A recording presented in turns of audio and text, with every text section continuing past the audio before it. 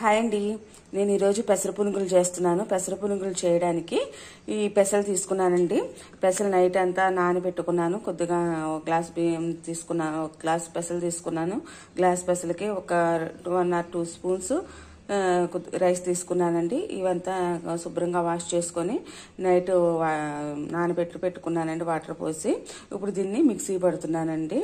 ఇందులో ఈ పెసలకి కొద్దిగా చిన్న అల్లం ముక్కండి, ఒక 5-6 పచ్చిమిరపకాయలు మన కారానికి తగ్గట్టుగా తీసుకొని మిక్సీ పడుతున్నాను. ఈ మిక్సీ అనేది, ఈ పప్పు అనేది మిక్సీ అనేది మరీ మెత్తగా ఉండకూడదండి. కొద్దిగా బరకగా ఉండాలి. అప్పుడే మన పెసర పునుగులు అనేవి మంచి టేస్టీగా వస్తాయి. పిండి మిక్సీ పట్టేసుకున్నానండి. ఇది కొంచెం చూసారా, నేను చూపించినట్టుగా ఇట్లా మిక్సీ పట్టుకోవాలి. మరీ మెత్తగా కాదు, కాకుండా కొద్దిగా బరగ్గా మిక్సీ పట్టుకోవాలండి.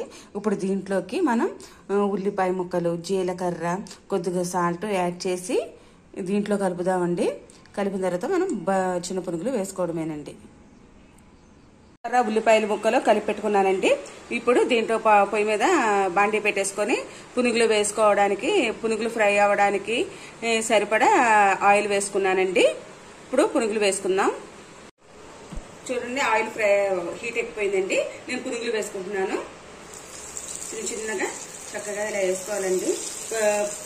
ఇదేంటి పెసరట్టు తినని పిల్లలకి ఇట్లాగా పునుగులు వేసి పెట్టండి, మంచిగా ఇష్టపడతారు.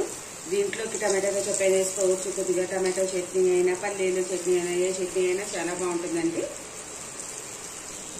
మన పెసర పునుగులు అనేవి ఫ్రై అయిపోయినాయండి. దీన్ని వేరే ఒక బౌల్లోకి ట్రాన్స్ఫర్ చేసుకుందాం. పెసర పునుగులు అయితే రెడీ అయిపోయినాయండి. పిల్లలు ఇష్టపడిన వాళ్ళు ఇలా పెసర పునుగులు చేసి పెట్టండి, మంచి ఇష్టంగా తింటారు.